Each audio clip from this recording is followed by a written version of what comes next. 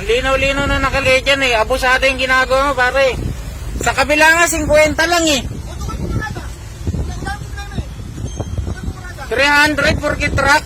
Hindi naman marunong na ako magbasa, nakalagay dyan sa ticket mo. Oh, ito, overpricing dito. Tumawag ka kahit kanino. Wala akong pakialam. Oh, sige. May tatawagan talaga ako.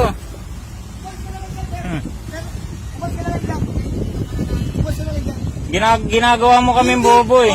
Tingnan mo yung patingin ako ng ticket. Talagang bobo ka. Ano? Ang bobo, ba't nagsasalita ka ng ganyan? Bakit? Ba't nagsasalita ka? Ba't sinasabihan mo ang bobo? O ba, bakit? Ha? Pinayos kita yung umalis. Ba't sinasabihan mo ang bobo? Tanga ka pala eh. Ha? O bakit? Ba't nagsasalita ka ng ganyan? O sige. Ayan, tingnan mo yung ticket mo.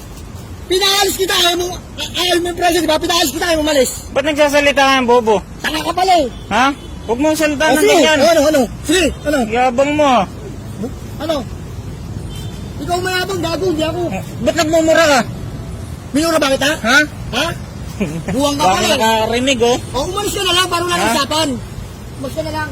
Busado ka, rereklamo kita, alam mo? Magreklamo ka. Para di na lumakyat. Hindi, mayabang magsalita ito eh. Ikaw mayabang magsalita. Bakit? Ano sinabi ko sa'yo? Ha? Ano sinabi ko sa'yo? Kayo, nililigal ko kayo. Ha? Ano siya sabi ko? Ano nililigal? Tingnan mo yung ticket mo kung ano nakalagay dyan. 300. Oh. Truck. Bakit 300? Ano? Tingnan mo oh. Truck yan oh. Dito, ano kasi, dormotor yun sa kanya, dormotor. Binasi niya kayo. Dun nga sa kabila, 50 lang eh. Ikaw ba doon kayo pumarada? Kapabat na sa